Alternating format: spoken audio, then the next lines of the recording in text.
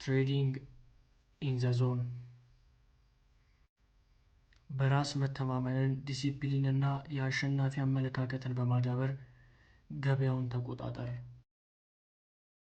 ጸሐፊ ማርክ ዳግላስ። ትርጉም ብርሃኑ በላቸው። መቅድም በስቶክ ማርኬት ዘንድ የተከሰተውን ቡል ማርኬት ተከትሎ በዘርፉ የተጻፉ መጽሐፍትን ቡል ማርኬቱ ፈጥሮ ነበር ማለት ይቻላል። የመጽሐፉ ይዘቶችም እንደ ብዛታቸው የተለያዩ ናቸው። አንዳንዶቹ ኦሪጂናል ሐሳቦች፣ አንዳንዶቹ የተኮረጁ፣ አንዳንዶቹ ጥሩ፣ አንዳንዶቹ መጥፎ። ታዲያ በዚህ መሃል አንድ ሰው ከሁለቱም ለየት ያለና የላቀ ሐሳብ ይዞ ብቅ ማለቱ አይቀርም። ከነዚህ መካከል የሚመደበው ሰው ማርክ ዳግላስ ነው። ማርክ ዳግላስ ትሬዲንግ ኢን ዘ ዞን በተሰኘ ርዕስ ስር የዓመታት ምርምርና ተግባራዊ ልምዱን ያካፈለው በተለይ ትሬዲንግን እንደ ሙያ ይዘው ለመቀጠል ለሚሹ ሰዎች እጅግ አስፈላጊ ስንቅ ነው። ትሬዲንግ ኢን ዘ ዞን ወደ ትሬዲንግ በምንገባ ጊዜ የሚያጋጥሙንን እንቅፋቶችና ፈተናዎች በጥልቀት የምንመለከትበት መጽሐፍ ነው። ለጀማሪዎች ብቸኛው እንቅፋት ገንዘብ የሚገኝበትን መንገድ ማግኘት ይመስላቸዋል። ጀማሪዎች ገንዘብ እንዴት እንደሚሰራ ካወቁ በኋላ የብሮከሮቹን ምክር ታክሎ መግዛትና መሸጥ ብቻውን ሁሌም የሚያዋጣ አካሄድ እንዳልሆነ ሲገባቸው አስተማማኝ የትሬዲንግ ስትራቴጂ መገንባት ወይንም መግዛት እንዳለባቸው ይሰማቸዋል። ከዚያ በኋላ ትሬዲንግ ቀላል ይሆናል። ማድረግ የሚገባ ህጎቹን መከተል ነው። ገንዘቡ ተከትሎ ይመጣል። ነገር ግን ጀማሪዎች ትሬዲንግ ከምንም በላይ ውስብስብና ግራ አጋቢ እንደሚሆን የሚረዱበት ደረጃ ነው።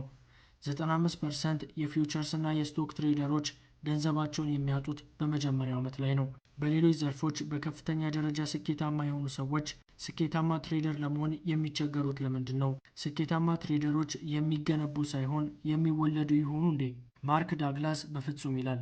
ዳግላስ ስኬታማ ለመሆን ያስፈልጋል የሚለው የትሬደሩን የአእምሮ ቅኝት ማዳበር ነው። ቀላል ይመስላል፣ ነገር ግን ጉዳዩን አስቸጋሪ የሚያደርገው የትሬዲንግ ማይንድሴት በዘመናችን ስኬታማ ለመሆን ስንማር ከቆየነው እይታ በተቃራኒው የሚገኝ በመሆኑ ለውስጣችን ባዕድ በመሆኑ ነው። ስናድግ የተማርናቸው ክህሎቶችን ተጠቅመን በህይወታችን ስኬታማ ለመሆን ስንሞክር የሚያጋጥመንን ፈተና ስናስተውል 95% ሰው አትራፊ አይሆንም የሚለው ትርጉም ሊሰጠን ይችላል። ከዚያም በላይ ግን ትምህርት ቤት ውስጥ ከፍ ያለ ውጤት ለማምጣት፣ ከሰዎች ጋር ለመግባባት እንዲሁም በሙያችን ልቆ ለመገኘት የሚጠቅሙ ክህሎቶች በትሬዲንጉ ዘርፍ ምንም ዋጋ እንደሌላቸው ማወቅ አስገራሚ ነው። ትሬደሮች በሌሎች የህይወት ዘርፎች የሚጠቀሙባቸው ክህሎቶች ወደ ጎን አድርገው በፕሮባቢሊቲ ማሰብ መጀመር ይጠበቅባቸዋል። በትሬዲንግ ኢን ዘ ዞን ውስጥ ዳግላስ እንዴት የሚለውን ገላልጦ ያስተምረናል። ምርጥ መጽሐፍ ነው ያዘጋጀው። ምንጮቹም የራሱ የትሬዲንግ ተጨባጭ ልምዶች ናቸው። ትሬዲንግ ኢን ዘ ዞንን በማንበብ የትሬዲንግ ማይንድ ሴት እንድታዳብሩና ስኬታማ እንድትሆኑ በጥብቅ እመክራለሁ። ቶም ሃርትል።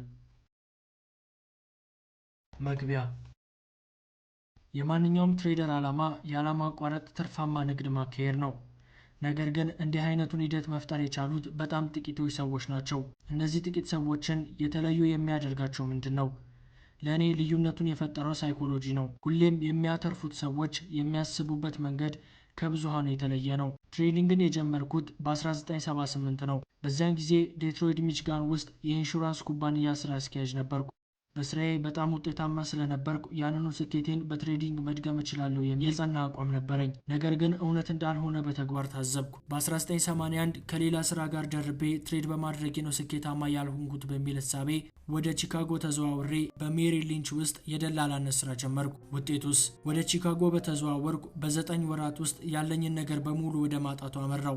የኪሳራዬ ምክንያቶች ውጤታማ ያልሆነው የትሬዲንግ አካሄዴና ከፍተኛ ገንዘብ የሚያስወጣው አኗኗሬ ነበሩ። በእነዚህ የመጀመሪያዎቹ የትሬዲንግ ልምዶቼ በርካታ ነገሮችን ለራሴ የተማርኩ ሲሆን ሳይኮሎጂ በትሬዲንግ ስኬታማነት ላይ ያለውን የማይተካ ሚናም አወቅኩበት። ያንን ተከትሎም በ1982 የመጀመሪያ መጽሐፌን ማዘጋጀት ጀመርኩ። ዘ ዲሲፕሊንድ ትሬደር ዲቨሎፒንግ ዊኒንግ አቲቲዩድ በሚል ርዕስ። ስጀምረው ከ6 እስከ 9 ወራት ውስጥ አጠናቅቀዋለሁ የሚል ግምት ሳስቀምጥ ለራሴ የገባኝን ነገር ቅርጽና መልክ ሰጥቶ ለሌሎች በቀላሉና በሚገባ መልኩ ማቅረብ አስቸጋሪ ይሆንብኛል ብዬ አልገመትኩም ነበር። መጽሐፉ 7 ዓመት ዓመት ተኩል ወስዶብኝ በስተመጨረሻ በፕሪስተን ሆል በኩል ለህትመት በ1983 ሜሪ ሊንችን ለቅቄ የአማካሪ ድርጅት አቋቋም። በትሬዲንግ ባህሪያት መገለጫዎች ዙሪያ ሴሚናር በማዘጋጀትና የትሬዲንግ አሰልጣኝ በመሆን ለዓመታት ሰራው። ለትሬዲንግ ኩባንያዎች፣ ለደላላ ድርጅቶች፣ ለባንኮች፣ ለኢንቨስትመንት ኮንፈረንሶችና ሌሎችም በመላው ዓለም ለቁጥር የሚታክቱ ገለጻዎችን አድርጌያለሁ። ከሁሉም አይነት ትሬደር ጋር በሚባል መልኩ ከፍሎር ትሬደር፣ ከሄጀሮች፣ ከኦፕሽን ስፔሻሊስቶች፣ ከሲቲኤዎችና ከኒዮፋይትስ ጋር ሳይቀር ገጽ ለገጽ አብሬ ሰርቻለሁ። ይህንን በምጽፍበት ሰዓት ላለፉት 17 ዓመታት የትሬዲንግ ሳይኮሎጂ ለትምህርት በሚመች መልኩ ለማደራጀት ስሰራ መቆየቴ ነው። የተረዳሁት ነገር ከስር ከመሰረቱ የምናስብበት መንገድ ስህተት እንዳለበት ነው። ጭንቅላቶቻችን የሚያስቡበት መንገድና ገበያው የሚሰራበት መንገድ የተለያዩ ናቸው። በራሳቸው ትሬድ የሚተማመኑ ያለምንም አመንታት መደረግ የሚገባውን ነገር የሚያደርጉት ናቸው ውጤታማ ትሬደሮች የሚሆኑት። የገበያውን አይገመቴነት አይፈሩትም። ገበያው ላይ ያላቸውን ፍርሃት የሚያጠናክሩ መረጃዎች ላይ ሳይሆን ገበያው የሚፈጥራቸውን አጋጣሚዎች የሚጠቀሙባቸው መረጃዎች ላይ ትኩረታቸውን ያደርጋሉ። ምንም እንኳን ውስብስብ ቢመስልም ቀጣዮቹን 3 ነገሮች መማር ውጤታማ ያደርጋል ብለን መደምደም እንችላለን። አንደኛ፣ ገንዘብ ለመስራት የግድ ቀጥሎ የሚከሰተውን ነገር ማወቅ አይጠበቅብህም። ሁለተኛ፣ ምንም ነገር ሊከሰት ይችላል። ሶስተኛ፣ እያንዳንዱ ጊዜ ራሱን የቻለና ልዩ ነው። ማለትም እያንዳንዱ ክስተት ልዩና አዲስ ነገር ነው። የአንድ ነጠላ ትሬድ መጨረሻ ይሳካል ወይንም አይሳካም ነው። ምንም ቢከሰት ወደ ቀጣይ ያዋጣል ወደምትለው ትሬድ ትሻገራለህ። በዚህ ተከታታይነት ባለው ሂደት ውስጥ በግምት ሳይሆን የተጠና በሚመስል መልኩ ምን እንደሚሰራና ምን ደግሞ እንደማይሰራ ትማራለህ። ከሁሉም በላይ የትየሌላ አማራጮች ባለው ገበያ ውስጥ ራስን የማትጎዳበትን አመለካከት ለመፍጠር ትችላለህ። አብዛኞቹ ትሬደሮች በትሬድ ውስጥ የሚያጋጥሟቸው ችግሮች ካስተሳሰባቸው እንደሆነ አያምኑ። በእርግጥ በትክክል ለመግለጽ ዋናው ችግር እያካሄድከው ስላለው ትሬድ የምታስብበት መንገድ ነው። በመጀመሪያው መጽሐፌ ሰዎች ትሬዲንግ ሲያካሂዱ የሚያጋጥማቸውን ችግርና ችግሩን ለመፍታት መከተል ስለሚገባቸው ፍልስፍናዊ ፍሬምወርክ ለመግለጽ ሞክሬያለሁ። ይህንን ትሬዲንግ ኢን ዘ ዞን የሚለውን መጽሐፍ ሳዘጋጅ በአይምሮዬ 5 ዓላማዎች ይዤ ነው። አንደኛ፣ ለትሬደሮች ወጥነት ያለው ውጤት ማግኘት አለመቻል ዋናው መፍትሄ የተሻለ አናሊሲስ መስራት አለመሆኑን ማሳየት። ሁለተኛ፣ ለትሬደሩ የአይምሮ ቅኝቱና አመለካከቱ የውጤቱ ወሳኝ ነገሮች መሆናቸውን ማሳመን። ሶስተኛ፣ ትሬደሩ አስፈላጊውን የአይምሮ ቅኝት እንዲይዝ ለማስተማር በፕሮባቢሊቲ ማሰብ እንዲችል ማላመድ። አራተኛ፣ ትሬደሩ ፕሮባቢሊቲ እያሰበ እንደነበር እንዲሰማ የሚያደርጉ አስተሳሰባዊ ግጭቶችን ለይቶ እንዲያውቅና ወደ ትክክለኛው አስተሳሰብ እንዲሻገር ማድረግ። አምስተኛ፣ ይህንን አመለካከት በጥልቀት ወደ አይምሮ እንዲያስገባውና ተግባራዊ በሆነ መንገድ እንዲጠቀምበት ማስቻል ናቸው። ማስታወሻ፣ በፊት አብዛኞቹ ትሬደሮች ወንዶች የነበረ ቢሆንም አሁን ግን ሴቶችን በጣም ውጤታማ ትሬደሮች እየሆኑ እንደሆነ ተገንዝቤያለሁ። በዚህ መጽሐፍ ውስጥ አንተ እያልኩ የምጠቀመው ለገለጻ አመቺነት ስል እንጂ ምንም አይነት ጾታዊ አድሎን ታሳቢ በማድረግ እንዳልሆነ ይታወቅልኝ። ትሬዲንግ ኢን ዘ ዞን ሁሌም አሸናፊ ልትሆን የምትችልበትን ስለ ልቦናዊ ቅኝት ነው የሚያቀርብልህ። እኔ የትሬዲንግ ሲስተም አላቀርብም። ትኩረቴ አትራፊ ትሬደር ለመሆን እንዴት ማሰብ እንደሚገባ ነው የማስተምርህ። የራስህ የትሬዲንግ ሲስተም ይኖርሃል የሚል ግምት ወስጄ ነው የምነሳው። የራስህን የተሻለ እድል የምትፈጥርበት ሲስተም ያስፈልግሃል። ያንን ሲስተም ደግሞ ልታምነው ይገባሃል። በራስ መተማመን ከፍ ባለ መጠን ትሬዶቹን ለማካሄድ ይቀልሃል። ይህ መጽሐፍ የተዘጋጀው ስለ ራስና ስለ ትሬዲንግ ተፈጥሮ የሚያስፈልግህን መረዳት እንድታዳብር ነው። ያ ሲሆን ትሬዲንግ በተግባር ማካሄድ የማይረብሽ ቀላልና ውጥረት አልባ ያደርገዋል። ምን ያህል እንደ ትሬደር እያሰብክ እንደሆነ ለመረዳት የሚከተለውን የመነሻ ግምገማ ውሰድ። ግምገማው ስህተት ወይንም ትክክል የሚባሉ መልሶች የሉትም። ምላሾች በትሬዲንግ ምን ያህል ወጥነት ያለው ውጤት ማስመዝገብ እንደምትችል አመላካች ነው። ማርክ ዳግላስ። የአይምሮ ቅኝት ምዘና። አንደኛ፣ እንደ ትሬደር ገንዘብ ለመስራት ገበያው ላይ ቀጥሎ የሚከሰተውን ነገር ማወቅ አለብህ። አዎ፣ አይ። ሁለተኛ፣ አንዳንዴ ምንም አይነት ኪሳራ ሳላስተናግድ ትሬድ የማደርግበት መንገድ በኖረ ብዬ አስባለሁ። አዎ፣ አይ። ሶስተኛ፣ ለአንድ ትሬደር ገንዘብ ለመስራት የመጀመሪያው አስፈላጊ ነገር አናሊሲስ መስራት ነው። አዎ፣ አይ። አራተኛ፣ ኪሳራዎች በትሬዲንግ ዓለም ልናስቀራቸው የማንችላቸው የሂደቱ አካላት ናቸው። አዎ፣ አይ።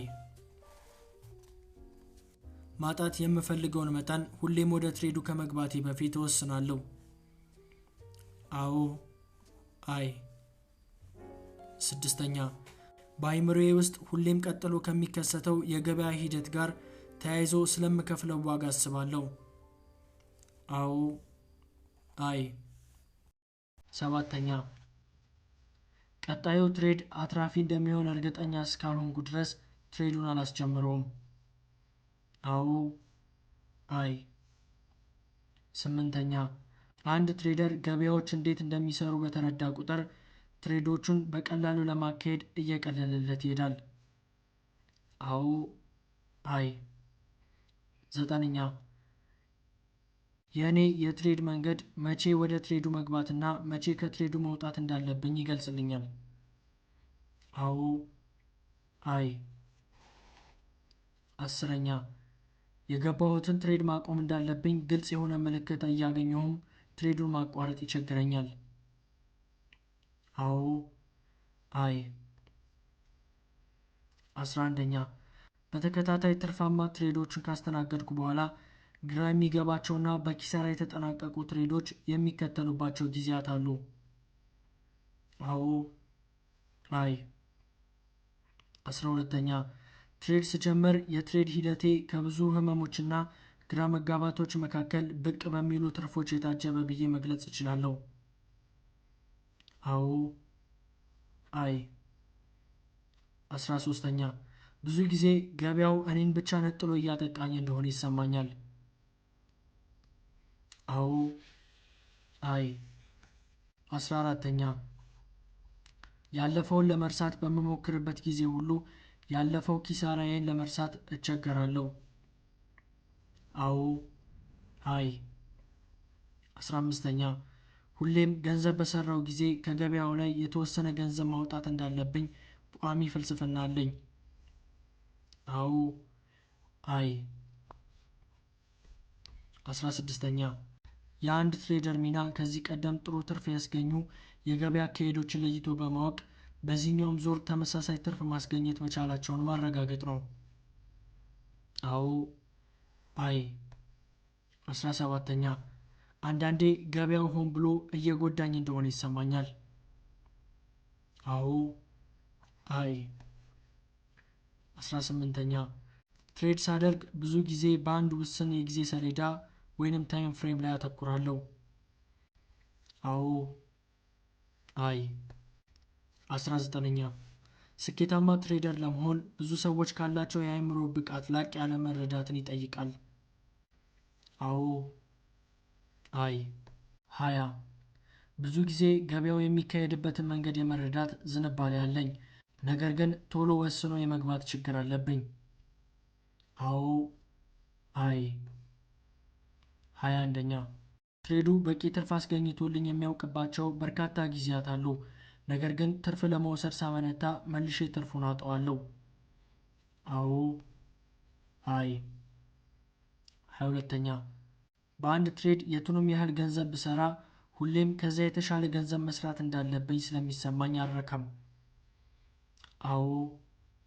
አይ። 23 ወደ አንድ ትሬድ ስገባ ሁሌም የሚያስበው ከዛ ትሬድ ስለማገኘው ትርፍ ነው። አዎ። አይ። 24 አንድ ትሬደር በቂ ትርፍ እያገኘ ለመቀጠል በጣም አስፈላጊው ክህሎት በራሱ የተቆራረጠ ጥረት ላይ የሚኖረው መተማመን ነው። አዎ። አይ። 25 በትሬዲንግ ዓለም አንድ ክህሎት በቀጥታ ይሰጥሃልና ምረጥ ብትባል የትኛውን ክህሎት ትመርጣለህ? 26 አንዳንዴ ስለ ገበያው ስጨነቅ ሳልተኛ የማሳልፍበት ወቅት አለ። አዎ። አይ። 27 ትርፍ ያመልጠኛል በሚል ትሬድ ላይ ለመሳተፍ የምጓጓበት ጊዜ አለ። አዎ። አይ። 28 በጣም አልፎ አልፎ የሚከሰት ነገር ቢሆንም ትሬዶቼ ሙሉ እንዲሆኑ እፈልጋለሁ። አልፎ አልፎ ያሰብኩት በትክክል ሲሳካ የሚሰጠኝ ደስታ ኪሳራዎቼን በሙሉ ከምንም እንዳልቆጥራቸው ያደርግልኛል። አዎ። አይ። 29 ብዙ ጊዜ ያቀድክበትን ትሬድ ሳታካሂድ ያላቀድከውን ትሬድ ደግሞ ስታካሂድ ታገኘዋለህ። አዎ። አይ። 30 አጠር ባለ ገለጻ ብዙ ትሬደሮች ለምን ገንዘብ እንደማይሰሩ ወይንም የሰሩትን ገንዘብ መጠበቅ እንደሚሳናቸው አብራራ። ይህንን መጽሐፍ አንብበህ እስከምትጨርስ ድረስ መልሶችን አትመልከታቸው። የመጨረሻው ምዕራፍ አንብበህ ስትጨርስ ይህንኑ መጠይቅ ድጋሚ ውሰደው። በአሁኑና መጨረሻ ላይ በሚኖሩ መልሶች መካከል በሚኖረው ልዩነት መደነቅህ አይቀርም።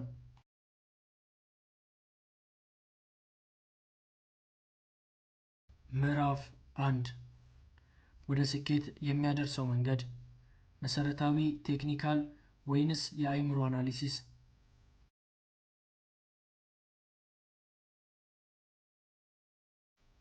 እንደ መነሻ መሰረታዊ ወይንም ፈንዳሜንታል አናሊሲስ። የትሬዲንግ ውሳኔዎችን ለማሳለፍ መሰረታዊ ወይንም ፈንዳሜንታል አናሊሲስ እንደ ብቸኛ ጉዳይ ተደርጎ ይወሰድ የነበረበትን ወቅት የሚያስታውሳለ? እኔ በ1978 ትሬዲንግን ስጀምር ቴክኒካል አናሊሲስን የሚጠቀሙ ትሬደሮች ቁጥር በጣም ውስን ነበር። እነርሱም በብዙሃኑ ዘንድ እንደ ቀውስ ይታዩ ነበር። አሁን ፈጽሞ ለማመን የሚከብድ ሲሆን በቅርብ ጊዜያት ዎል ስትሪት ውስጥ ያሉ ታላላቅ ፈንዶችና የፋይናንስ ተቋማት ቴክኒካል አናሊሲስን እንዳላስፈላጊ ጥንቆላ የሚጠቀሙበት ወቅት ቅርብ ነበረ።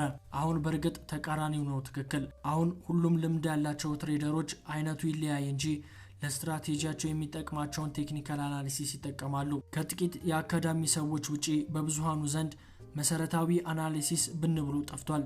ይህንን ለውጥ በአጭር ጊዜ ምን አመጣው? የዚህ መልስ ለብዙ ሰው አዲስ ነገር እንደማይሆን እገምታለሁ። ገንዘብ ነው። መሰረታዊ አናሊሲስን ተጠቅሞ ገንዘብ ለመስራት መሞከር ተከታታይነት ያለው ትርፍ የሚያስገኝ መንገድ ሆኖ አልተገኘም። ከመሰረታዊ ወይንም ፈንዳሜንታል አናሊሲስ ጋር ቅርበት ለሌላቸው ሰዎች መሰረታዊ አናሊሲስ ምን እንደሆነ ላብራራ። በመሰረታዊ አናሊሲስ መሰረት ያሉትን ሁሉ ገበያ ላይ ተጽዕኖ የሚፈጥሩ ተለዋጮች ግምት ውስጥ በማስገባት የገበያው ዋጋ ከተወሰነ ጊዜ በኋላ እዚህ ጋር መድረስ አለበት በሚል የሚወሰድ ግምት ነው። የዚህ ሞዴል ዋነኛ ችግር የሌሎችን ሰዎች ተጽዕኖ ግምት ውስጥ አለማስገባቱ ነው። እውነታው ግን ስለ ወደፊቱ ሐሳብና ምኞታቸውን የሚገልጹ ሰዎች ናቸው ዋጋውን የሚያንቀሳቅሱት እንጂ ሞዴሎች አይደሉም። ትሬዱ ውስጥ የሚሳተፉ በርካቶቹ ሰዎች ስለ ሞዴሉ ካላወቁና ሞዴሉ በሚሰጠው መንገድ የሚንቀሳቀሱ ካልሆኑ ሞዴሉ ሊሰራ አይችልም። መሬት ላይ ያለውን እውነታ ስናየው አብዛኞቹ ትሬደሮች በተለይ ፊውቸር ገበያዎች ላይ የሚሳተፉት ገበያውን ወደ ላይም ሆነ ወደ ታች የመውሰድ አቅም ያላቸው ሆነው ሳለ ስለ መሰረታዊ የፍላጎትና አቅርቦት ጉዳይ ብዙም ትኩረት የላቸውም። ገበያውን ከፍና ዝቅ ሊያደርገው የሚችለው ገበያው ላይ የሚሳተፉት ሰዎች ስሜት ከመሰረታዊ ሞዴል ውጪ ናቸው ማለት ይቻላል። በሌላ አገላለጽ ገበያውን የሚያንቀሳቅሱት ትሬደሮች ስሜታዊነታቸው በራሽናል ወይንም ስርዓት ባለው መልኩ የሚመራ አይደለም። ስንጠቀልለው አንድ መሰረታዊ አናሊሲስ የሚሰራ ሰው ወደፊት ዋጋው ስለሚደርስበት ቦታ ግምቱ ትክክል ሊሆን ይችላል። ነገር ግን በመሃሉ ስለሚከሰቱት የገበያ መዋዠቆችና ገበያው ውስጥ መቆየት አስጨናቂና ወደማይቻል ደረጃ የሚያደርሱ ሂደቶችን አብሮ መገመት የሚቻል አይደለም። ወደ ቴክኒካል አናሊሲስ የተደረገው ለውጥ። የተደራጁ ገበያዎች ከተፈጠሩበት ዘመን ጀምሮ ቴክኒካል አናሊሲስ አብሮ ነበረ ለማለት እንችላለን። ነገር ግን ትሬደር ማህበረሰቡ እስከ 1970ዎቹ መጨረሻና 80ዎቹ መጀመሪያ ድረስ ቴክኒካል አናሊሲስን እንደ ገንዘብ መስሪያ አማራጭ አልተቀበሉም ነበር። በአንድ የገበያ ቀን፣ ሳምንት ወይንም ወር ውስጥ ውስን የሆኑ ሰዎች ገበያው ላይ ይሳተፋሉ። አብዛኞቹ ትሬደሮች ተመሳሳይ በሆነ መንገድ ነው ገንዘብ ለመስራት የሚሞክሩት። በሌላ አባባል ገንዘቦች የባህሪ ፓተርን ይፈጥራሉ። የግለሰቦች ፓተርን ተሰባስቦ የቡድን ፓተርን ይፈጥራል። ግለሰቦችና ቡድኖች እርስ በርሳቸው በሚኖራቸው መስተጋብር የሚታይና የሚነበብ እንዲሁም በቁጥሮች መገለጽ የሚችል ወጥ ፓተርን ይፈጥራሉ። ይህንኑ አካሄድም በአዙሪት መልኩ ይደጋግሙታል። ቴክኒካል አናሊሲስ ማለት እነዚህን ፓተርኖች በመጠቀም ከአንደኛው ውጤት ይልቅ የሌላኛው መከሰት ያመዘነ እንደሚሆን መረዳት መቻል ነው። ቴክኒካል አናሊሲስ ወደ ገበያው አይምሮ ገብተን በማንበብ እንዲሁም ከዚህ ቀደም የተከሰተውን ግምት ውስጥ አስገብተን ቀጥሎ የሚሆነውን ነገር የመገመት አቅም ማዳበር ነው። የፊውቸር ገበያውን እንቅስቃሴ ከመገመት አንጻር ቴክኒካል አናሊሲስ ከመሰረታዊ አናሊሲስ በብዙ ርቀት የተሻለ ሆኖ ተገኝቷል። ገበያው ሊሆን ይገባው ነበረ ከሚለው እሳቤ አላቆ ካለፉት ሂደቶች በመነሳት አሁን ገበያው ሊሆን የሚችልበትን ቦታ ላይ ትኩረት እንዲያደርግ ለትሬደሩ እድል ይሰጣል።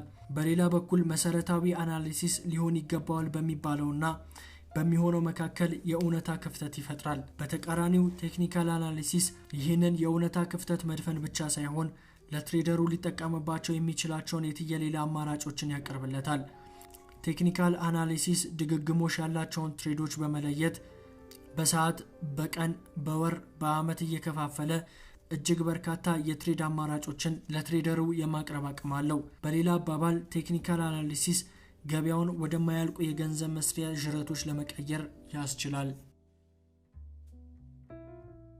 ወደ ጭንቅላት አናሊሲስ የተደረገው ለውጥ ታዲያ ቴክኒካል አናሊሲስ በዚህ ልክ የሚሰራ ከሆነ በርካታ ሰዎች ገበያው ላይ ቴክኒካል አናሊሲስ መስራት ያየተቡ ወደ ራሳቸው የትሬድ ሳይኮሎጂ አናሊሲስ ማተኮር ለምን አስፈለጋቸው? ይህንን ለመመለስ ምናልባት ማድረግ የሚጠበቅብህ ይህንን መጽሐፍ ለምን እንደገዛኸው ራስን መጠየቅ ነው።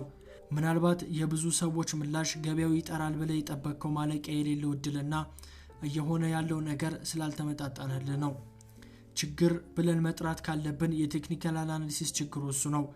ገበያውን ማንበብ ስትጀምር ገበያው ውስጥ ማለቂያ የሌለው ገንዘብ የመስሪያ አማራጮች መኖሩን ትረዳለህ። ነገር ግን የምታውቀውና ወደ ተግባር ገብተህ ወደ ገንዘብ በመቀየር መካከል ሰፊ ክፍተት አለ። ብዙ ጊዜ ቻርቱን ተመልክተ አሁን ወደ ላይ ወይንም አሁን ወደ ታች ነው የሚሄደው ብለህ እየተከታተልከው ልክ እንደ ግምት ሲሆንና ትሬድ አድርጌ ቢሆን ኖሮ ከሚለው ቁጭት ጋር ስትቀር ራስን ታገኘዋለህ። አንድ ገበያ የሚሄድበትን አቅጣጫ ገምቶ ትሬድ ባደርግ ኖሮ ይህንን ያህል ገንዘብ አገኝ ነበር ብሎ በማሰብና ገበያው ውስጥ ገብቶ አትራፊ ሆኖ በመውጣት መካከል ሰፊ ልዩነት አለ። ይህንን ክፍተት ሳይኮሎጂካል ክፍተት ብዬ ጠራዋለሁ።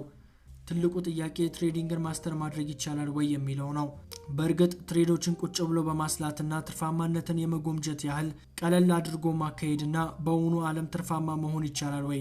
የጥያቄው መልስ ያለምንም ማመንታት አዎ ሲሆን የዚህ መጽሐፍ ዓላማም ያንን ስነ ልቦና መታጠቅ እንድትችል ማድረግ ነው። በውጤቱም ትሬድ ማድረግና ትርፋማ መሆን ቀላል፣ ያለ ጭንቀት መከወን የሚችልና ያልተወሳሰበ መሆኑን ታረጋግጣለህ። ይህንን አባባል በቀላሉ የማይደረስበት ሊመስል ይችላል። አንዳንዶቻችሁም የማይቻል አድርጋችሁ ልትወስዱት ትችላላችሁ። ነገር ግን አይደለም። ትሬዲንግን በጥበብ ማስተር ያደረጉ ሰዎች አሉ። ሆኖም አንተም ልትገምት እንደምትችለው የዚህ አሸናፊ ሰዎች ቁጥር በጥርጣሬና ውዥንብር ውስጥ ከሚያልፉ ሰዎች ቁጥር አንጻር ሲታይ አነስተኛ ነው። በእርግጥ በእነዚህ ሁለት ቡድኖች መካከል ያለው ልዩነት በምድርና በጨረቃ መካከል ባለው ልዩነት መመሰል የሚቻል ነው። ምድርና ጨረቃ በአንድ ስርዓተ ከዋክብት ውስጥ የሚገኙ እንደመሆናቸው መጠን የሚያመሳስላቸው ነገር አለ። ነገር ግን ሁለቱን የቀንና የማታን ያህል የሚያለያያቸው የራሳቸው ባህሪ ያላቸው። በተመሳሳይ ምንም እንኳን ትሬድ ለማካሄድ የሚችል ሰው ሁሉ ትሬደር ተብሎ የሚጠራ ቢሆንም በአሸናፊዎችና በግምት ትሬድ በሚያደርጉ መካከል የቀንና የማታ ያህል የባህሪ ልዩነት ይታያል። ወደ ጨረቃ መሄድ የስኬታማነት መገለጫ ነው ብለን ከወሰድን በትሬዲንግ ወደ ጨረቃ መድረስ ይቻላል። በእርግጥ መንገዱ አስቸጋሪ ነው። በዚህም የተነሳ የሚደርሱበት ጥቂቶች ናቸው። እዚህ መሬት ላይ ሆነን ስንመለከት ጨረቃ ሁሌም በየማታው ብቅ ብላ ስንመለከታት በቀላሉ የምንነካት ትመስላናለች። ትሬዲንግም ተመሳሳይ ስሜት ነው ያለው። በማንኛውም ደቂቃ፣ ሰዓት፣ ቀንና ወር ገበያው ትሬድ ማድረግ ለሚችሉ ሰዎች እድሉን ያቀርባል። ገንዘቡም ያለማቋረጥ በማፍሰስ ላይ ነው። ወጥነት ማዳበር የቻሉ ሰዎች በማንኛውም ሰዓት ገበያው ውስጥ ገብተው በቀላሉ ገንዘብ ይዘው መውጣት ይችላሉ። ይህ አባባል የተጋነነ የሚመስላችሁ ሰዎች ትኖራላችሁ። ነገር ግን ፍጹም እውነት ነው። አንዳንድ እንቅፋቶች ቢኖሩም ገንዘብ ወደ እነዚህ ትሬደሮች በቀላሉ ከመፍሰሱ የተነሳ እንዴት ይሆናል ብሎ ለመቀበል ለአእምሮ ያዳግታል። ነገር ግን ወደዚህ ቡድን ማደግ ላልቻሉ ሰዎች ይህ ስኬት የሚመስል ግን የማይጨበጥ እንደሆነባቸው ይቀጥላል።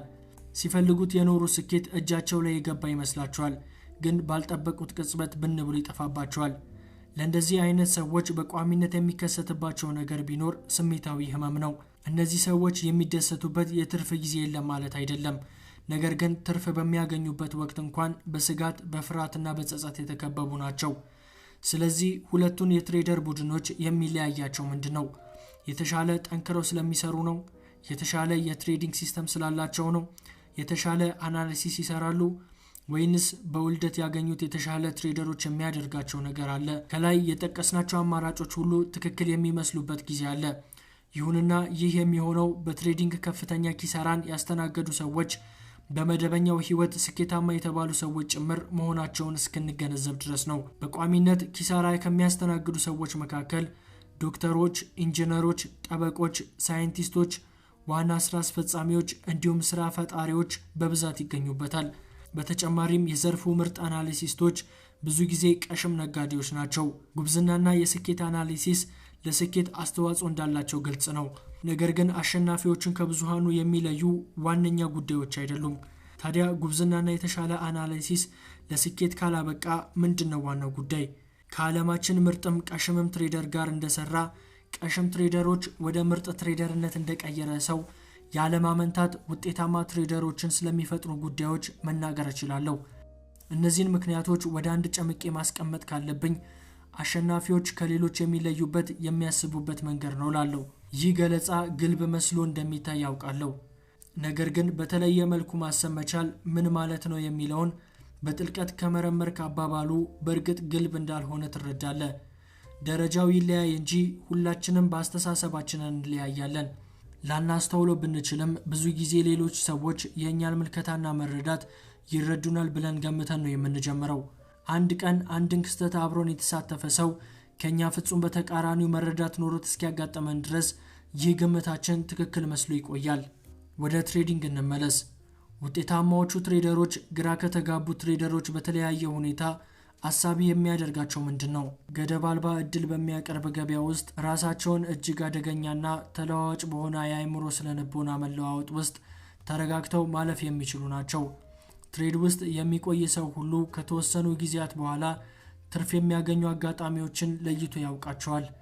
ነገር ግን መቼ መግዛትና መቼ መሸጥ እንዳለብን መረዳት ብቻውን ውጤታማ ትሬደር አያደርግም። ቋሚ አሸናፊዎችን ከሌሎች የሚለያቸው መሰረታዊ መለያ ባህሪ በየትኛውም ውጥንቅጡ በወጣ አካሄድ ውስጥ ዲሲፕሊንድ፣ ባለሙሉ ትኩረትና በራሳቸው የሚተማመኑ ሆነው እንዲቆዩ የሚያስችላቸውን የአእምሮ ቅኝት መገንባታቸው ነው። በዚህም ምክንያት አብዛኛው ትሬደር ተጋላጭ ለሚሆንባቸው የተለመዱ ፍርሃቶችና የትሬድ ስህተቶች አይጋለጡም። በትሬድ ውስጥ የቆየ ሰው ሁሉ ስለ ገበያው አንዳች ነገር መረዳቱ አይቀርም። ነገር ግን ቋሚ አሸናፊ ሆኖ ለመዝለቅ የሚያስፈልገውን የአእምሮ ቅኝት የሚማሩት ጥቂቶች ብቻ ናቸው። ልክ እንደ ሰዎች የጎልፍ ወይንም የቴኒስ ችሎታቸውን ለማሻሻል የሚኖራቸው ትጋት ከአእምሮ ቅኝታቸው ጋር እንደሚያያይዘው ሁሉ ትሬዲንግንም እንደዚያው ነው። ቋሚ አሸናፊ ሆኖ ለመውጣት ህመምና ውጣ ውረድ አለው። ስኬታማ የሆኑ ትሬደሮች በዚህ የአእምሮና ስሜት መናወጥ ውስጥ አልፈዋል። ምናልባት እንደዚህ አይነቱ ክስተት የማያጋጥማቸው ከስኬታማ ትሬደር ቤተሰብ የተገኙና በአግባቡ ማስተማር የሚችል ሰው ያጋጠማቸው ሰዎች ብቻ ናቸው። የገንዘብ ኪሳራና የስሜት መዋዠቅ በትሬደሮች ዘንድ የተለመዱ የሆኑት ለምንድን ነው? ለዚህ ትክክለኛው ምላሽ ብዙዎቻችን ትሬዲንግ ስንጀምር ተገቢውን ስልጠና ወይንም እርዳታ የሚያደርግልን ትክክለኛ አካል ስላላገኘን ነው።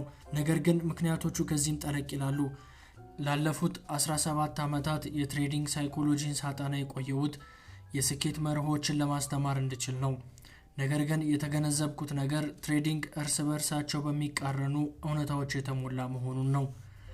በትሬዲንግ የሚያጋጥሙ የፋይናንስና የስሜት ቀውሶች ምክንያታቸው በመደበኛው ዓለም ከፍተኛ ውጤት የሚያስገኙ ወይንም ለስኬት የሚያበቁ አካሄዶች በትሬዲንግ ዘርፍ ግን ተቃራኒ ውጤት የሚያስገኙ በመሆናቸው ነው። በፍጹም አይሰሩም። ይህንን ካለማወቅ የተነሳ ብዙ ሰዎች ወደ ትሬዲንግ ሲገቡ በመደበኛው ዓለም ስኬታማ የሚያደርገውን ስትራቴጂና መንገድ ይዘው ነው። ለትሬዲንግ የሚያስፈልጉ መሰረታዊ ክህሎቶችን ለመረዳት ግድ ሳይኖራቸው ይቀራል። ለዚህ ማስረጃ እንዲሆነኝ አንድ ምሳሌ ልጥቀስ። ትሬዲንግ በተፈጥሮ ለአደጋ የተጋለጠ ነው። እኔ እስከማውቀው ድረስ የትኛውም ትሬድ 100% የአሸናፊነት እድል አይሰጥም።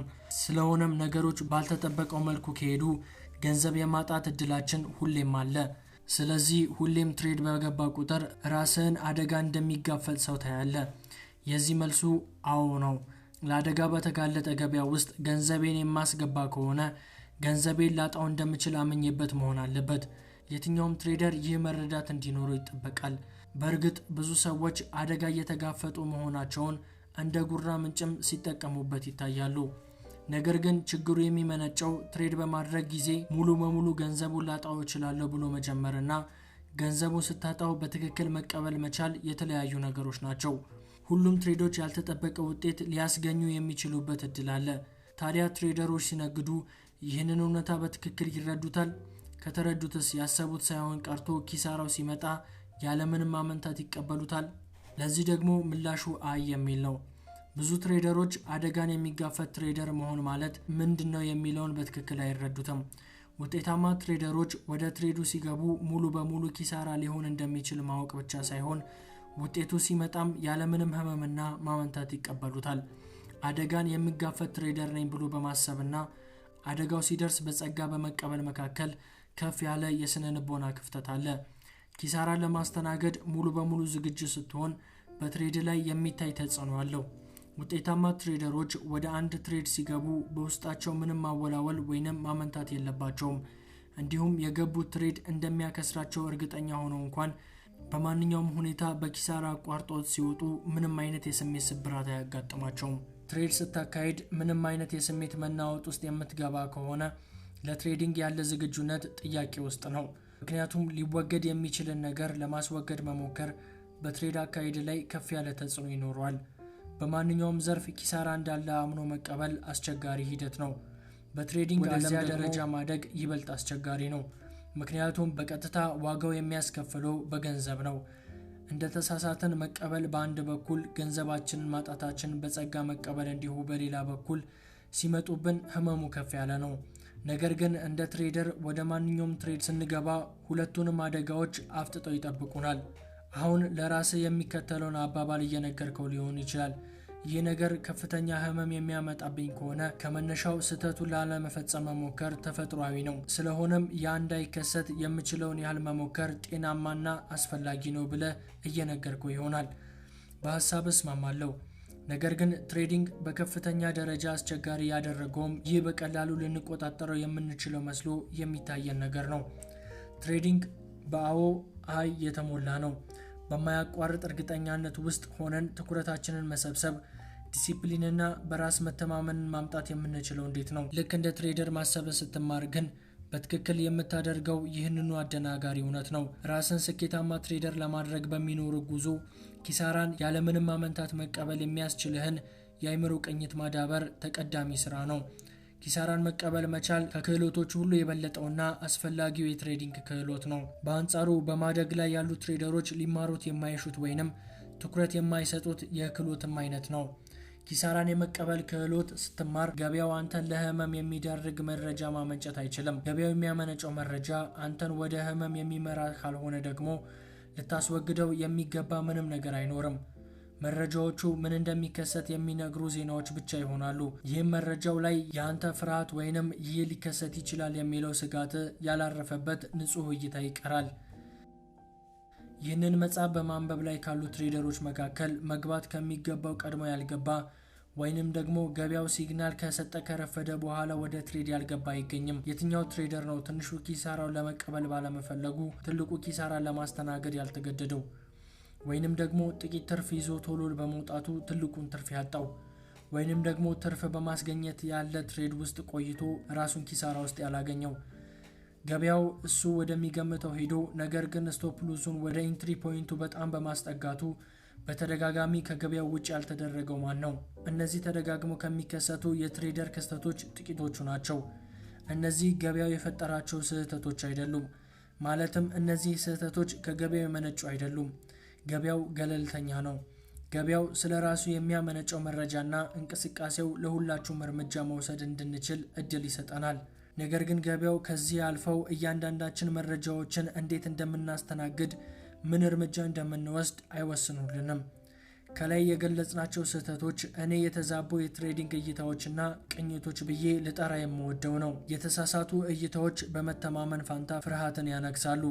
በቋሚ አሸናፊዎችና በሌሎች መካከል ያለው ልዩነት ከዚህ በተሻለ መልኩ ልገልጸው የምችል አይመስለኝም። ውጤታማዎቹ ትሬደሮች ፍርሃት የለባቸውም። የማይፈሩት ገበያው የሚነግራቸውን ተከትለው በፈለጉት ሰዓት ወደ ገበያው መግባትና ከገበያው መውጣት የሚችሉበትን የማይነወጥ አመለካከት ስለገነቡ ነው። በተመሳሳይ ሰዓትም ውጤታማ ትሬደሮች ግዴለሽ እንዳይሆኑ የሚያስችል ስብዕና ገንብተዋል። ከዚያ ውጪ ያሉ ሰዎች በሙሉ ደረጃው ይለያይ እንጂ ፍርሃት አለባቸው። ፍርሃት በሌለባቸው ጊዜ ደግሞ ግዴለሽነት ወይንም አጉል ድፍረት ያስተናግዳሉ። ያ አጉል ደፋር መሆን ደግሞ ለስህተት ይዳርጋቸውና ከዚያች ቅጽበት ጀምረው ድጋሚ ወደ ፍርሃት ቀጠናው ያመራሉ። በትሬዲንግ ልታሸንፍ የነበረው ገንዘብ አይንህ እያየ ብን ብሎ እንዲጠፋ ምክንያት የሚሆነው የትሬዲንግ ስህተት 95% የሚመነጨው አራቱ የትሬዲንግ ፍርሃቶች ብዬ ከምጠራቸው ላለመሳሳት፣ ገንዘብን ላለማጣት፣ ትርፍ እንዳያመልጥ እንዲሁም ገንዘብ ባለበት ላለመተው በመታደርገው ጥርፊያ ውስጥ ነው። አሁን ምናልባት ግራ ያጋባኸኝ ነው። ትሬደሮች ለገበያው ጤናማ ፍርሃት ሊኖራቸው አይገባም እንዴ የሚል ጥያቄ በውስጥ እየተመላለሰ ይሆናል። በእርግጥ ይህ ጥያቄ ምክንያታዊ ነው። ነገር ግን ወደ ትሬዲንግ ስንመጣ ፍርሃቶች ለአንተ ሳይሆን በአንተ ተቃራኒ ነው የሚሰሩት። በመጨረሻም የምትፈራው ነገር እስኪደርስብህ ድረስ አያቋርጡም። መሳሳትን አጥብቃ የምትፈራ ከሆነ ፍርሃትህ ከገበያ የምታገኘው መረጃ ወስዶ ለመሳሳት እንዲመችህ አድርጎ ነው የሚያቀርብልህ። በመጨረሻም ትሳሳታለህ። በፍርሃት ውስጥ ስትሆን ሌሎች አማራጮች እንድንደነዝዝ ሌሎች አማራጮች መኖራቸው ብታስተውል እንኳን በአእምሮ ውስጥ ትኩረታችንን አጥብቆ በምንፈራው ነገር ላይ ብቻ እንድናተኩር ያደርገናል። ከገበያው የምናገኛቸው መረጃዎች ወይንም ሌሎች አማራጮችን በሙሉ መመልከት ወይንም ማስተዋል እንዳንችል ይገድበናል። ስለ ገበያው የተማርከውንና የምታውቀውን ነገር ሁሉ በፍርሃት ውስጥ ሆነ ልታስታውስ አትችልም። ድጋሚ ወደ ቀልብ የምትመለሰው ፍርሃት ከጠፋና ጉዳዩም ካለቀለት በኋላ ነው። ከዚያም ይህንን እኮ አውቀው ነበር፣ ለምን እንደዚህ አላደረኩም ወይንም እዚህ ጋር ለምን አላቋረጥኩትም የመሳሰሉትን ለራስህ ትነግራለህ። ለነዚህ ሁሉ ችግሮች ምንጫቸው የኛው የአመለካከት መዛነፍ መሆኑን ለመቀበል በጣም አስቸጋሪ ነው። በትሬዲንግ ጊዜ ብቅ እያሉ የሚያደናቅፉን ፍርሃት የሚወልዳቸው ድርጊቶቻችን ስንወለድና ስናድግ እንድንተገብራቸው ስንሰለጥንባቸው የቆየንባቸው ጉዳዮች ናቸው። እነዚህ አመለካከቶቻችን በውስጣችን የተጣበቁ ከመሆናቸው የተነሳ የትሬዲንግ ችግራችን የሚመነጨው ከውስጣችን ነው ብሎ ልብ ለማለትም ሆነ ለመቀበል አስቸጋሪ ይሆንብናል።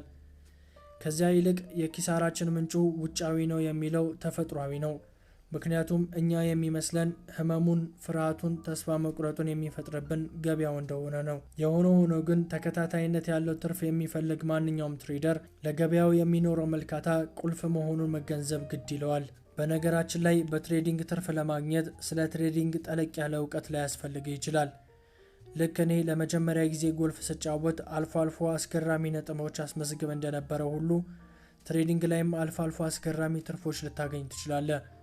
ዞሮ ግን ተከታታይነት ያለው ትርፍ ለማስመዝገብ ግን ቴክኒኩን ከመማር በስተቀር አማራጭ የትኛውም ቴክኒክ የሚለው ነው። ውጤታማነታችንን እያደናቀፈ የሚገኘው ገበያው ነው ብሎ ለሚያስብ ሰው የተሻለ ውጤታማ ለመሆን ገበያውን ይበልጥ ማወቅ አለብኝ የሚለውን ምክንያት ያሳምነዋል። ይህ ምክንያታዊ ሐሳቤ ብዙዎቹን ትሬደሮች የሆነ ጊዜ ላይ ጠልፎ የሚይዛቸው ጉዳይ ነው።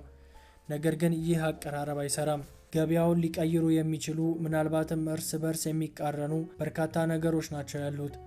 ራሳቸው ትሬደሮች ሳይቀር ገበያው ላይ በማንኛውም ሰዓት የትኛውም ነገር መፍጠር የሚችሉ በመሆናቸው ገበያው ላይ ተጽዕኖ የሚያሳድሩ ነገሮችን አጥንቶ ለመጨረስ የሚቻል አይደለም።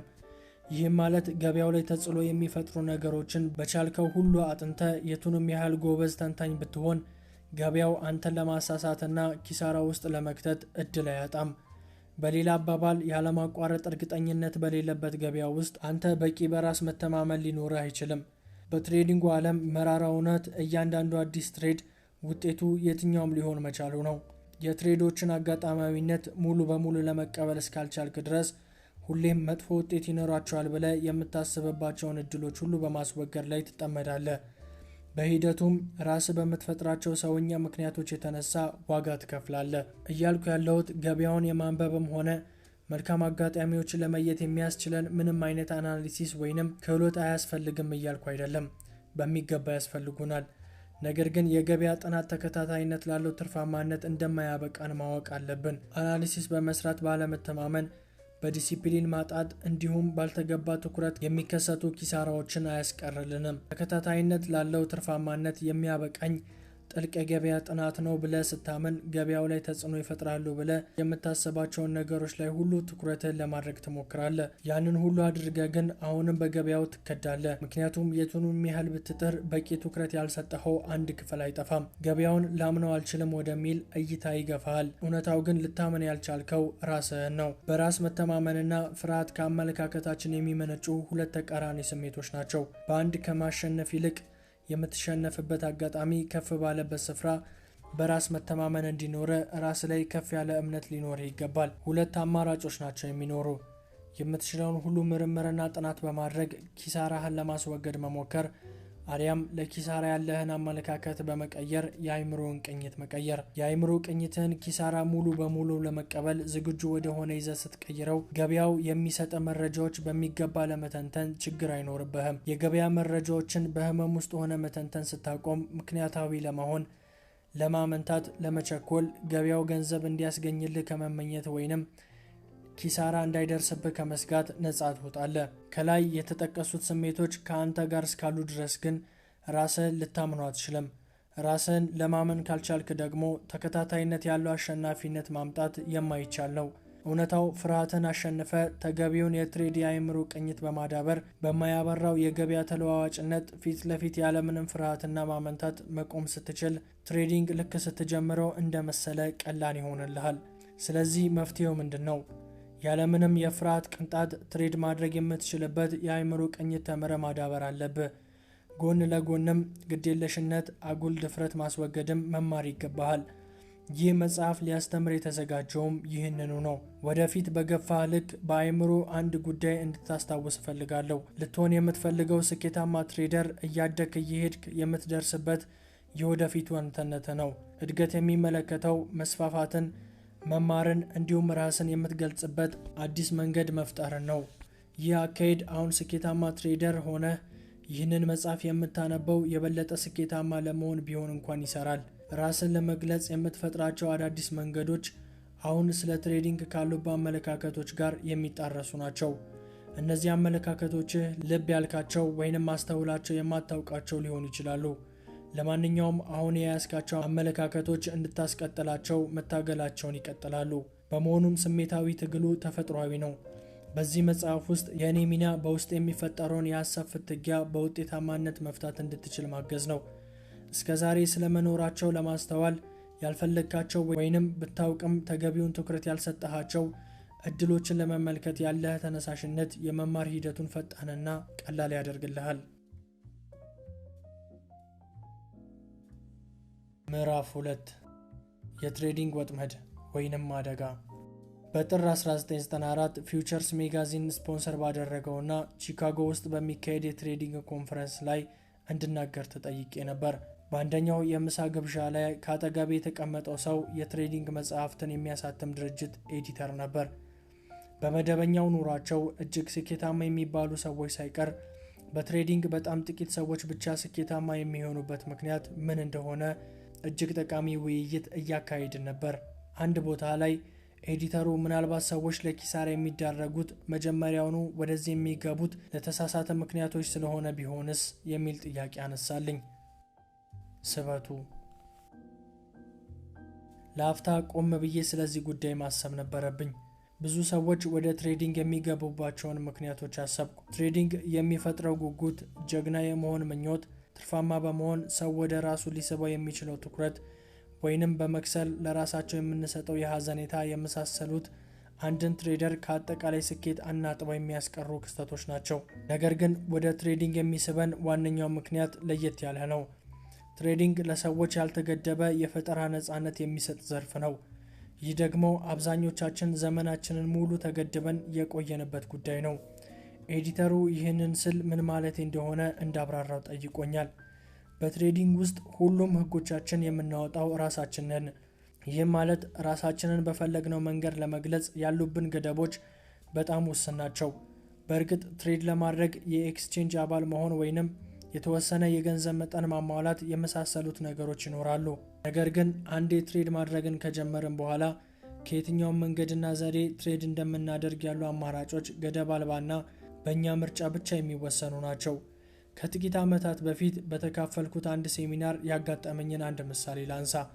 አንድ ሰው በቦንድ ፊውቸር፣ በቦንድ ኦፕሽኖችና በካሽ ቦንዶች ገበያ ዙሪያ በሰራው መልከታ ከ8 ቢሊዮን የሚበልጡ የስፕሪድ ጥምሮችን እንዳሉ አስተውሏል። ይህንን ከጊዜ ጋር ስናጣምረው ደግሞ አማራጮቹ የትየሌለ ይገባሉ። ኤዲተሩ አሰብ አድርጎ ታዲያ ይህ ሁሉ አማራጮች ባለበት ሁኔታ ለማያቋርጥ ኪሳራ ተጋላጭ የሚያደርገን ለምንድን ነው ሲል ጠየቀኝ። ምክንያቱም ገደብ አልባ አማራጮች አይምሮ ዝግጁ ላልሆነ ሰው ሲቀርቡለት ምን ማድረግ እንደሚችል ዝግጁነት ስለሌለው ከቁጥጥር ውጪ ስለሚሆንበት ነው አልኩት። ነፃነቱ ደስ ይላል። ሁላችንም በተፈጥሯችን ነፃነትን እንፈልጋለን፣ እንጓጓለታለን። ነገር ግን እንፈልጋለን ማለት ስናገኘው በተገቢው መንገድ ለመጠቀም የሚያስችለን የአይምሮ ውቅር አለን ማለት አይደለም። ምክንያቱም የነፃነት መጠን ከፍ እያለ በሄደ መጠን በራሳችን ላይ ልናደርስ የምንችለው አደጋም የዛኑ ያህል ከፍ እያለ ይሄዳል። አመጣጡ ከየትኛውም ቦታና ደረጃ ቢሆንም ማንኛውም ሰው የአይምሮ ቅኝት ማሻሻያ ማድረግ ይጠበቅበታል። እያወራሁት ያለሁት የአይምሮ ቅኝት ማስተካከያ አንድ ትሬደር ሊኖረው ስለሚገባ የተሰጠውን ሙሉ ነፃነት በጥበብና በጥንቃቄ እንዴት ሊጠቀምበት እንደሚችል የሚያመለክተውና በነፃነቱ የተነሳ ሊደርስበት የሚችለውን የገንዘብም ሆነ የሳይኮሎጂ ኪሳራ መታደግ የሚችለውን ነው። መፍጠር የምትፈልገውን የአይምሮ ቅኝት ከምታምንበት በተቃራኒው ሲሆን ያንን በቀላሉ ለማምጣት አስቸጋሪ ይሆናል። ለኛ ትሬደር መሆን ለምንፈልግ ደግሞ መፍጠር ከምንፈልገው በተቃራኒው የሆነው የአይምሮ ቅኝት ገና ከልጅነታችን ጀምሮ ሲደራጅ የሰነበተ ነው። ሁላችንም የተወለድነው ስርዓት ባለው ማህበረሰብ ውስጥ ነው። ቤተሰብ፣ ከተማ፣ ክልል ወይንም ሀገር ሁሉም የየራሳቸው ማህበረሰባዊ ደረጃና ቅኝት አላቸው። ማህበራዊ ስሪቶች የራሳቸው የሆኑ ደንቦች፣ ክልከላዎች፣ ገደቦችና የጋራ እምነት ስብሰባዎች አሏቸው። እነዚህ ገደቦች ግለሰቦች እንዳሻቸው ወይንም በፈለጉት መንገድ ራሳቸውን መግለጽ እንዳይችሉ አድርጓቸዋል። አብዛኞቹ ደንቦችና ክልከላዎች ደግሞ እኛ ከመወለዳችን በፊት የተሰሩ ናቸው። ባጭሩ ሁላችንም ልክ ስንወለድ ጀምሮ ተዘጋጅቶ የሚጠብቀን የአስተሳሰብ ውቅር አጥር አለ። የአንድ ማህበረሰብን አጥሮችና የአንድ ማህበረሰብን እንዳሻው ሀሳቡን የመግለጽ ፍላጎት የሚጋጩባቸው አጋጣሚዎች መለየት ይቻላል። አንድ ትሬደርም የትሬዲንግ ጥበብ ጠንቅቆ ማወቅ ሲፈልግ የሚያጋጥመው ይህንን የመሰለ ግጭት ነው። ህፃናት የትም ቦታ በማንኛውም ሁኔታ ውስጥ ቢወለዱ የሚያስተሳስራቸው አንድ ባህሪ ያላቸው፣ እሱም ጉጉት ነው። ሁሉም ህፃናት አዲስ ነገር ለማወቅ ጉጉ ናቸው። እያንዳንዱ ህፃን ለመማር ፍላጎት አለው። ትናንሽ ተማሪ ማሽኖች ብለን ልንገልጻቸው እንችላለን። የጉጉትን ተፈጥሮ አስበው። በመሰረታዊ ደረጃው ኃይል ነው፣ ከውስጥ የሚመነጭ ኃይል ነው። ይህ ማለት ህፃናት የመማር ፍላጎት እንዲኖራቸው ምንም አይነት ማበረታቻ አያስፈልጋቸውም። በራሳቸው ብንተዋቸው ህፃናት አካባቢያቸውን ያስሱታል። እንዲያም ሆኖ ሁሉም ህፃናት የመማር ጉጉት ቢኖራቸውም የሁሉም ህፃናት ጉጉት በአንድ ጉዳይ ላይ አይደለም። በእያንዳንዳችን ውስጥ ለተወሰኑ ጉዳዮች ትኩረት እንድንሰጥ፣ ሌሎች ደግሞ ችላ እንድንል የሚገፋፋ ኃይል አለ። ህፃናት እንኳን ምን እንደሚፈልጉና ምን እንደማይፈልጉ የሚያውቁ ይመስላሉ። ሁላችንም ልዩ ትኩረት የምንሰጥበት የየራሳችን ምርጫዎች አሉን። በቁም ነገር ካሰብክበት እርግጠኛ ነኝ መቼም ምንም አይነት ፍላጎት አላሳድርባቸውም የምትላቸው በርካታ ጉዳዮች አሉ። እኔም አሉኝ። በተቃራኒው ከፍተኛ ፍላጎት የሚያሳድሩብህ በርካታ ነገሮች መዘርዘርም ትችላለህ። ፍላጎቶቻችን ከምን የሚመነጩ ናቸው? እኔ እንደሚመስለኝ ከውስጣዊ ማንነታችን፣ ከእውነተኛው እኛነታችን ነው። አደጋዎቹ ከሰውነታችን መገለጫዎች አንዱ ጥልቅ ግጭት ውስጥ የምናልፍ መሆናችን ነው። የተወለድንበት ማህበረሰባዊ ስሪት በውስጣችን ላሉት ፍላጎቶች ግድ ሊሰጠውም ላይሰጠውም ይችላል። ለምሳሌ የተወለድከው ጠንካራ ተፎካካሪ አትሌቶች ባሉበት ቤተሰብ መካከል ቢሆን አንተ ግን ፍላጎትህ ለሙዚቃ ወይንም ለጥበብ ያደላ ሊሆን ይችላል። ወይንም ተፈጥሯዊ አቋምህ የአትሌት ሆኖ በውስጥ ግን በምንም አይነት ስፖርታዊ እንቅስቃሴዎች የመሳተፍ ፍላጎት ላይኖር ይችላል። እዚህ ጋር የግጭት መንስኤ ሊሆን የሚችልበት እድል አለ ወይ? በብዙዎቹ ቤተሰቦች ዘንድ የታላላቆችህን ወንድም፣ እህት ወይንም ወላጅ ዱካ እንድትከተል ጫና ይደረግብሃል። እነሱ ያለፉበት መንገድ ሁሉ በማስተማር የአትሌቲክስ ችሎታህን ማሳደግ የምትችልበት ሁኔታ ለመፍጠር ይጥራሉ።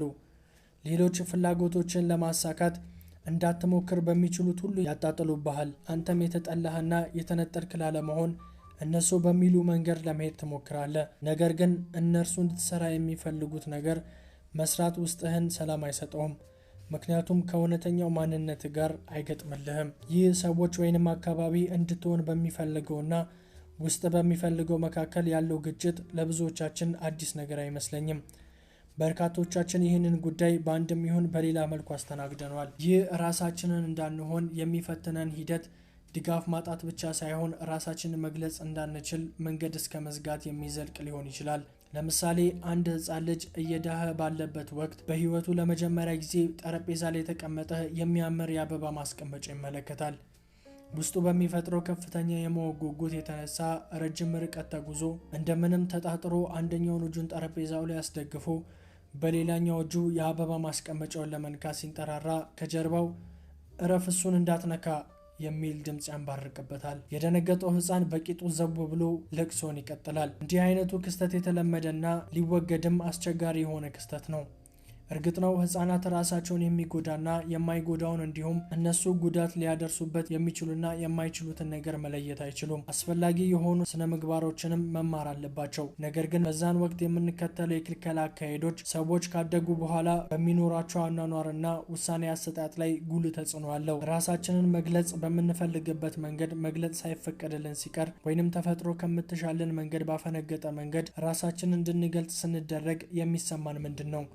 ሂደቱ ብስጭት ይፈጥርብናል። ብስጭት የሚፈጠረው ያልተመጣጠነ ነገር ሲኖር ነው። የማይመጣጠነው ነገር በውስጣችን ያለው ፍላጎት በእውን የሚከሰተው ነገር ነው። በሌላ አባባል ምኞትና ፍላጎቶቻችን የሚፈጠሩት በጭንቅላታችን ውስጥ ሲሆን የሚተገበሩት ደግሞ በውጫዊ ዓለም ነው። እነዚህ ሁለቱ ከባቢዎች አንዱ ከሌላው ጋር ምጥጥን ሲኖራቸው ደስታና እርካታን ያመጣሉ።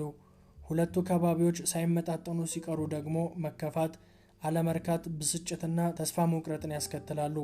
ወይንም በድምሩ ስሜታዊ ስብራት ብለን ልንጠራቸው እንችላለን። ያሰብነው ወይንም የተመኘነው ነገር ሳናገኝ ስንቀር የምንከፋው ለምንድን ነው? በእኔ ምልከታ ምኞቶችና ፍላጎቶች በጭንቅላት ውስጥ ቫኪዩም ይፈጥራሉ የሚል ነው። የምንኖርበት ዩኒቨርስ ቫኪዩምን ያለመታገስና ተፈጥሮ ባገኘውም ጊዜ በቶሎ ለመሙላት የመሞከር አዝማሚያ ያለው። ለምሳሌ ከአንድ ጠርሙስ ውስጥ አየሩን ስበብ ብታወጣው ጥርስህና ከንፈርን አጣብቆ ይይዝብሃል።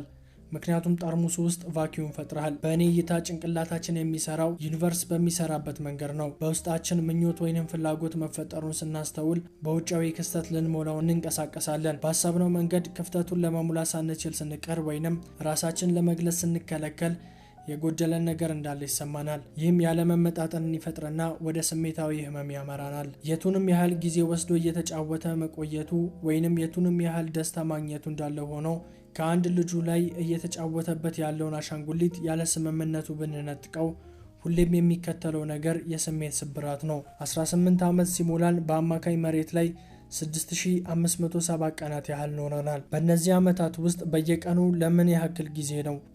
ተው እንደሱ ማድረግ አትችልም፣ በሱ መንገድ አትስራው፣ በዚህ መንገድ ስራው፣ አሁን አይሆንም፣ ቆይ ላስብበት፣ አሳውቀሃለሁ፣ መሆን አይችልም፣ ልሰራው እችላለሁ ብለን እንዳታስብ ያደረገ ምንድን ነው? ልትሰራው ይገባል፣ አማራጭ የለህም የመሳሰሉትን ምላሾች የሰማናቸው። ከላይ የጠቀስኩት አባባሎች ምናልባትም በምናድግ ጊዜ ካጋጠሙን ራሳችን እንዳንገልጽ ስንከለከል ከሰማናቸው ምላሾች የተሻሉ የሚባሉት ናቸው። የሰማናቸው እነዚህ ብቻ ቢሆኑ እንኳን እነዚህን በቀን አንድ ወይንም ሁለት ጊዜ ያህል ሰምተናል ብንል በታዳጊነታችን በሺዎች የሚቆጠሩ ጊዜያት ራሳችንን መግለጽ እንዳንችል ተከልክለናል ማለት ነው። እነዚያ ሁሉ ከውስጣችን መንጭተው ምላሽ ለማግኘት ይፈልጉ የነበሩ ምኞቶችና ፍላጎቶች ወዴት ይሄዳሉ? እንዲሁ ብን ብለው ይጠፋሉ? በሆነ መንገድ ራሳችን ወይንም ሌላ ሰው ለአይምሯችን መረጋጋት የሚያመጣ ነገር ካደረገ ይጠፋሉ። ለአይምሯችን መረጋጋት የሚያመጡ ነገሮች ምንድናቸው? ብዙ አሉ።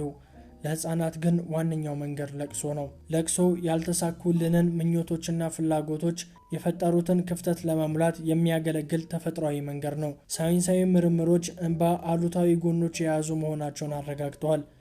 በተፈጥሯዊ መንገድ ሳይገደብ እንዲፈስ ከተፈቀደለት እንባ ጭንቅላታችንም ሆነ አጠቃላይ ሰውነታችን ውስጥ ያለውን አሉታዊ ጭነት ይዞ ይወጣል እና ምንም እንኳን የመጀመሪያው ምኞት ባይሳካም የተፈጠረውን ክፍተት ይሞላዋል። ችግሩ ብዙ ጊዜ ነገሮች ተፈጥሯዊ ጉዟቸውን ይዘው ስለማይቀጥሉ የተፈጥሮ ክፍተቶች ሳይሞሉ ነው የሚቀጥሉት።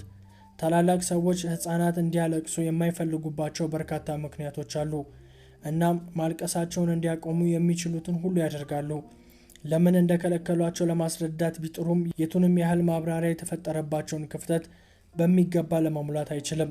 እናም አብዛኞቹ አለመመጣጣኖች እንደተፈጠሩ ይቀራሉ። እየተጠራቀሙ ሄደው በሱስ መጠመድ እንዲሁም በጥልና ግጭት ባህሪያት በኩል መገለጥ ይጀምራሉ። እያንዳንዱ በህፃንነታችን የተከተልነው ነገር ስናድግ ሱስ ሆኖ ይከሰታል። ለምሳሌ በርካታ ሰዎች ትኩረት የማግኘት ሱስ አለባቸው።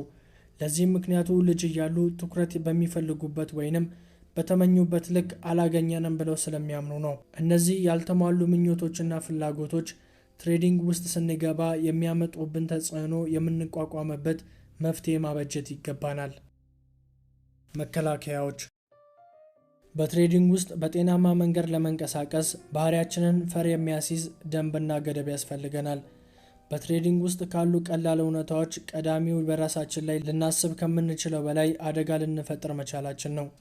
በእኛ ላይ ገደብ የለሽ አደጋ ለማድረስ የሚችሉ በርካታ የትሬዲንግ አጋጣሚዎች አሉ። እነዚህ አደጋዎች ለማስቀረት ራሳችንን ከመሰል ክስተቶች የምንጠብቅበት መከላከያ ስርዓት መፍጠር ይጠበቅብናል። ይህ መከላከያ በእኛ ውስጥ ነው መፈጠር የሚገባው፣ ምክንያቱም ገበያው ያንን ለእኛ ማቅረብ አይችልም። ገበያው የሚያቀርበው ስርዓት ለመግዛት ወይንም ለመሸጥ የሚያስችሉ ምልክቶችን ነው። ምልክቶቹ ከዚያ አልፈው አይሄዱም። ከዚያ ባለፈ ከእያንዳንዱ ግለሰብ ባህሪ አንጻር የተቀመጡ ህጎችና መሳሪያዎች የሉም። ገበያው በማያቋርጥ ፍሰት ውስጥ የሚገኝ ወንዝ ነው። መጀመሪያም መጨረሻም ሆነ መቆሚያ የለውም። ገበያው ዝቅ በሆነበት ወቅት ሳይሆን ዋጋዎች ጉዞ ላይ ናቸው። የትኛውም አይነት ዝግጅት ለእንደዚህ አይነቱ የማያቋርጥ ጉዞ ዝግጁ አያደርገንም። የቁማር ጨዋታዎች እንኳን ከትሬዲንግ የተሻሉ የሚያደርጓቸው ደንቦችና ህጎች አሏቸው። ለምሳሌ ብላክ ጃክ መቆመር ብንፈልግ አስቀድመን ስንት ገንዘብ መመደብ እንዳለብን መወሰን አለብን። ይህ ጨዋታው ከመጀመሩ በፊት ህጉ የሚያስገድደን ነው። ይህንን ምርጫ ሳናካሄድ ወደ ጨዋታው መግባት አንችልም። በትሬዲንግ ከአንተ በቀር ይህንን ያህል ነው ይዘህ መጫወት የምትችለው ብሎ የሚያስገድድህ የለም። ያለው በማንኛውም ሰዓት ምንም ሊከሰት የሚችልበት ገደብ አልባ ከባቢ ነው። ምን ያህል መክሰር እንዳለባቸው አስቀድመው ወስነው የሚገቡት ቋሚ አሸናፊ ሰዎች ብቻ ናቸው። ከነሱ ውጪ ላለው ሰው ምን ያህል መክሰር እንዳለበት አስቀድሞ ወስኖ መግባት ትሬዱ መክሰርም ያለበት የመሆኑን እውነታውን መጋፈጥ ይሆንበታል። ቋሚ ከሳሪዎች ከሚያደርጓቸው ነገሮች አንዱ የትኛውም ትሬድ ትርፍ የሚያመጣ ቢመስል እንኳን ኪሳራ ሊመጣ እንደሚችል ላለመቀበል የማያደርጉት ነገር የለም። በማንኛውም ጊዜ ወደ ትሬድ ሲገባ እንዲህ ካልሆነ በስተቀር አትራፊ መሆኑ አይቀርም ይልና ልክ ኪሳራው ሲደርስ የሚያላክክበት አንድ ምክንያት ፈልጎ ያገኛል። ኪሳራው መኖሩን አስቀድሞ ከመረዳት ይልቅ ካለፈ በኋላ ነው ተገዶ የሚቀበለው። ሁሉም የቁማር ጨዋታዎች ጅማሮ፣ አካሄድና መጨረሻ አላቸው። በቁማሩ ሂደት አንዴ ለመግባት ከወሰንክ በመሃል ሐሳብ መቀየር አትችልም። በትሬዲንግ ግን አንተ ይጀመር ካላልክ የሚጀመር፣ ይቀጥል ካላልክ የሚቀጥል፣ ይቁም ካላልክ የሚቆም ነገር የለም። ስትጀምር በምንም አይነት ሁኔታ ውስጥ ሆነ ቢሆን ቀጥሎ የሚመጡትን የትየሌለ ጉዳዮች ሐሳብህን በማንኛውም ሰዓት የሚያስቀይሩ፣ ስሜትን የሚያናውጡ፣ ትኩረትን የሚያሳጡ፣ ተስፋ የሚያስቆርጡ አሊያም ከሚገባው በላይ በራስ መተማመን የሚሰጡ ናቸው። ሁሉም ያልታቀደና ውል የሌለው ባህሪ እንድታሳይ የሚያደርጉ ናቸው። ቁማር አጨራረሳቸው የታወቀ ስለሆነ ኪሳራህን አሳውቆ ነው የሚደመድመው። ደጋግመህ እየከሰርክ ከሆነ አስበህና ወስነህ ካልሆነ በቁማሩ አትቀጥልበትም። እያንዳንዱ መጨረሻ የቀጣዩ ቁማር መጀመሪያ በመሆኑ ወደ ቀጣዩ ቁማር በተሻገርክ መጠን ከኪስ ተጨማሪ ገንዘብ እያወጣ እንደምትሄድ ትረዳለህ። ትሬዲንግ ግን የታወቀ መጨረሻ የለውም። ገበያ በራሱ ከትሬዲንግ ውጪ አያደርግህም። ራስህ ባስቀመጥከው ደንብና አቅጣጫ መሰረት ከገበያው መውጣት እስካልቻልክ ድረስ ቀጥተኛ ባልሆነ መንገድ ሙሉ ኪሳራውን ትሸከማለህ። አንዴ ወደ አክሳሪ ንግድ ውስጥ ከገባ በኋላ መከታተልም መመልከትም ሆነ ሌላ ምንም ማድረግ ሳይጠበቅብህ ገበያው ያለህን ሁሉ ሙልጭ አድርጎ እስከሚወስደው ድረስ ይቀጥላል። ከትሬዲንግ ግራ አጋቢ ባህሪያት አንዱ በተመሳሳይ ጊዜ እድልና ፈተና የሚያቀርብ መሆኑ ነው። እድሉ ምናልባትም በህይወታችን ለመጀመሪያ ጊዜ ሁሉንም ነገር በራሳችን ምርጫ ብቻ ላይ ተመስርተን ለማድረግ እድል እናገኛለን። ፈተናው ደግሞ ባህሪያችንና አካሄዳችን አቅጣጫ መስመር የሚያስይዙ ምንም አይነት ደንቦች የሉም። ገደብ አልባው ነፃነት እስካለ ድረስ ራሳችንን የምንገድብበትና የምንመራበት መመሪያ ያስፈልገናል። ራሳችንን የምንገድብበትና የምንመራበት መመሪያ ደግሞ መመንጨት ያለበት ከኛው ነፃ ጭንቅላት ነው። ችግሩም የሚመነጨው እዚህ ላይ ነው። ችግሩ መመሪያዎችን ለመፍጠር አለመፈለግ። እስከዛሬ ድረስ ትሬዲንግ ላይ ለመሳተፍ ሐሳብ ኖሮት ነገር ግን ደንብና ህግ ለማዘጋጀት ያልተቸገረ ሰው አጋጥሞኝ አያውቅም። አለመፈለጉ ከፍላጎት ማጣት የተነሳ አይደለም፣ እንዲያውም በተቃራኒው ነው። ሁላችንም የህግና ደንብ አስፈላጊነት እንስማማበታለን። ነገር ግን የተባለውን ነገር ለመፈጸም ፍላጎት የለንም። ጭንቅላታችን ውስጥ የአእምሮ ውቅር በአመዛኙ በምናድግበት ጊዜ ሰዎች ባሰመሩልን መስመር ወይንም በፈጠሩልን ስርዓት ላይ ተመስርተን የፈጠርነው ነው። በሌላ አባባል ጭንቅላታችን ውስጥ ያለው ስርዓት ሌሎች ጭንቅላታችን ውስጥ ያስገቡት እንጂ ከኛ የመነጨ አይደለም። ይህ በጣም አስፈላጊ እውነታ ነው። ከራሳችን በመጡ ተነሳሽነቶች ማንነታችንን ለማወቅና ለመፈተሽ ያካሄድናቸው ጉዞዎችና እንቅስቃሴዎች በአመዛኙ በአሉታዊ መልኩ ተገድበዋል። እነዚያ የተገደቡ ምኞቶቻችን ደግሞ በውስጣችን በመከፋት፣ በተስፋ መቁረጥ ወይንም ጥላቻ መልኩ ተጠራቅመዋል።